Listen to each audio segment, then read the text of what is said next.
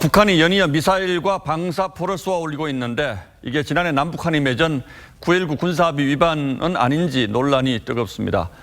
시청자 여러분도 마음속으로는 대개 판단을 하고 계시리라 믿습니다만 여권 내부에서 정확히 입장이 정리되지 않은 듯한 발언들이 연이어 나오고 있어서 오늘은 이 문제를 따져보기로 했습니다. 자, 강동원 기자. 어제 정의용 청와대 안보실장이 국회에 나와서 이건 군사합의 위반이 아니다 이렇게 얘기를 했죠. 그런데 이게 그 이전에 한 국방부 장관 발언과는 좀 다르다고 해서 야당 의원과 설전이 벌어진 거죠? 그랬었죠. 청와대 정의용 안보실장이 국회에 출석한 날 바로 전날에도 정경두 국방장관은 위반이라고 생각한다 이렇게 이야기를 했습니다. 최연수 국방부 대변인도 마찬가지였고요. 당시 상황 직접 보시겠습니다. 위반입니까 아닙니까? 그것만 한번 답변해 보세요. 그런 데 대해서 하여튼 그 위반이라고 생각하고 9.19 정신에 어긋나는 것으로 보고 있습니다. 국방부 장관이나 대변인이나 좀 곤혹스러워하는 것 같긴 합니다만 어쨌든 지금 미사일 발사는 9.19 합의 위반으로 본다. 이게 국방부의 공식 입장인 거죠? 맞습니다. 통일부도 마찬가지였습니다. 직접 들어보시겠습니다.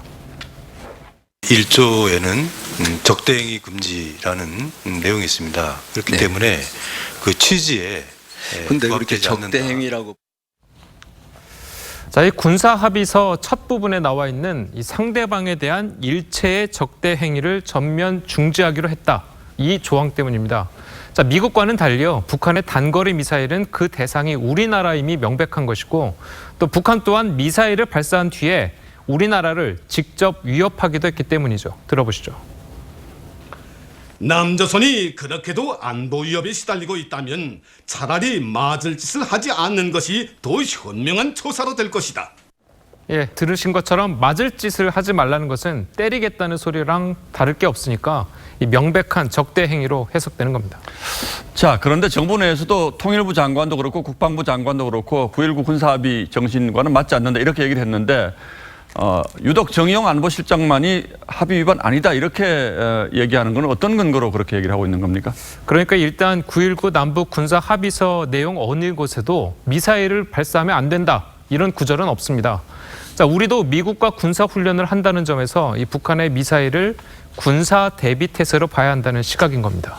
적대 행위를 하면 안 되는데 미사일을 쏘지 말라는 문구는 없다. 이건 뭔가 앞뒤가 안 맞긴 하는군요. 그렇습니다.